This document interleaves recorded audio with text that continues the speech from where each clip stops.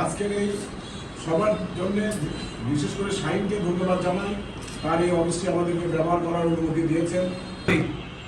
ভাষা আন্দোলনের মূল যে স্পিরিট ছিল সেটি বাস্তবায়িত হবে। আজকে এখনও অনেক জায়গায় বিদেশি শব্দ ব্যবহার করা হয়, বিদেশি সংস্কৃতি ব্যবহার করা হয়। এইখানে সাংবাদিক সমাজের ভূমিকা রয়েছে, সেটি যথাযথভাবে পালন করতে হবে।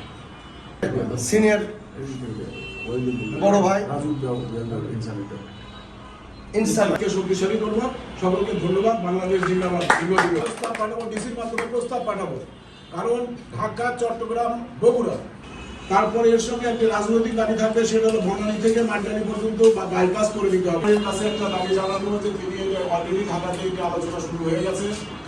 আমরা বগুড়া থেকে দাবি জানাবো। একটি কর্মসূচি আমি আপনাদের কাছে শেয়ার করি, সেটা হলো 3-4টে ছোট ছোট দাবি আছে, যেগুলো বগুড়ার মাটি দুর্জয় ঘাটি বুঝে নেবে দুর্বৃত্ত। এখানে কোনো অস্বাভাবিক শক্তি থাকবে না, থাকতে পারে না। আমরা কারোর বিরুদ্ধে নই, কিন্তু মূল্যবোধ যে জিওরা পুষ্ট করে গেছেন, ওটার মূল শক্তি। আমরা চাই উনি আমাদের শ্রদ্ধাভাজন, উনি থাক। আমাদের ক্ষমতার লোভ নেই, কিন্তু আগামীতে যারা আসবে, যারা ত্যাগী, তাদেরকে আমরা বিভিন্ন পদে আমরা দেব, অবহেলিত না হয়। আমরা সবসময় অবহেলিত। আওয়ামী লীগের সময় আমাদের নীতিমালায় বলে দিবে কে সাংবাদিক, কে অসাংবাদিক। কাজে এটা হয়তো সময় লাগবে। আপাতত আমরা একটা ভালো অবস্থানে গেছি। এখন আমাদের প্রেস ক্লাবের কর্তৃপক্ষের কাছে আমরা যদি থাকবে যে আমার নিজের অধিকার প্রতিষ্ঠিত করা, এবং আজকে আমাদের এখানে শপথ নিতে হবে, যত বাধায় আসুক বগুড়া প্রেস ক্লাবকে হায়ানার হাত থেকে উদ্ধার করতে হবে। বাংলাদেশি জাতীয়তাবাদের মূল উত্থান, সেটা কিন্তু 1952 সালে দায়িত্বভার গ্রহণ করলেন এদেশে। সারা পৃথিবীতে বাংলাদেশের সুনাম ছড়িয়ে দিলেন তার সুশাসনের কল্যাণে। তিনি অনুভব করেছিলেন এই বাংলাদেশে বাঙালি জাতীয়তাবাদের চিন্তা চেতনা পরিচালনা করা, পালন করা সম্ভব না। এই জাতিকে, এই দেশকে যদি একতাবদ্ধ করতে চায়, একতাবদ্ধ রাখতে চায়, তাহলে বাংলাদেশি জাতীয়তাবাদের কোনো বিকল্প নাই। আজকের এই মহান ভাষা দিবস উপলক্ষে আলোচিত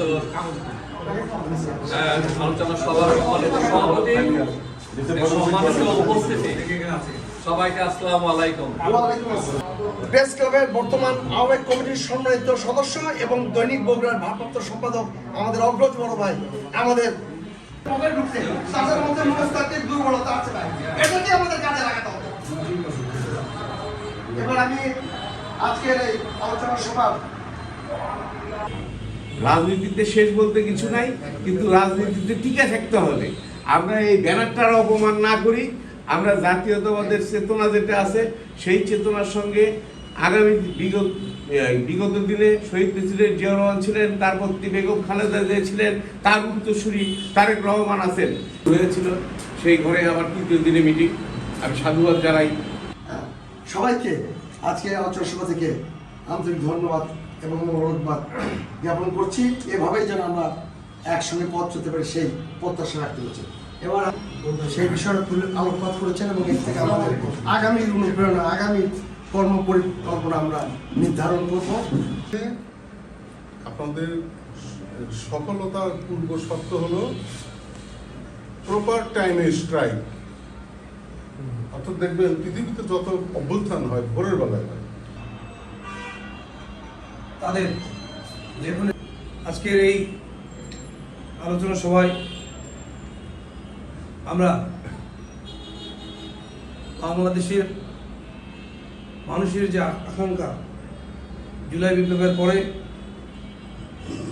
যে স্বাধীনতা আমরা পেয়েছি, সেই স্বাধীনতাকে ভোগ করার জন্য, সেই স্বাধীনতা বাস্তবে রূপ দেওয়ার জন্য সাংবাদিক সমাজের ভূমিকা রয়েছে অনন্য।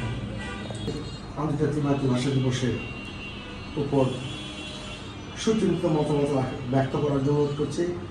আমাদের সাংবাদিক সমাজের উদ্যোগে আমরা এখানে 21 ফেব্রুয়ারি বাদটা যদিও আমরা অন্য প্রসঙ্গে চলে গেছে, এটা কিছু মনে করলে হবে না, আপনারা সিনিয়র। এটার